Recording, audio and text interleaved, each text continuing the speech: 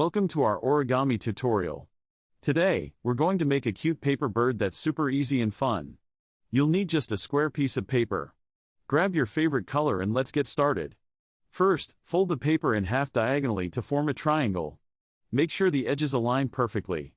Press down on the fold to make it crisp. Now, take the top point of the triangle and fold it down to the bottom point. This creates a smaller triangle shape. Flip your paper over, and we're going to fold the sides towards the center. This will give our bird a nice shape. Next, take the top flap and fold it down to make the bird's beak. You can adjust it to be longer or shorter depending on your preference. Now, fold the wings by taking the sides and folding them down at an angle. Finally, open up the wings gently, and there you have it, your very own origami bird.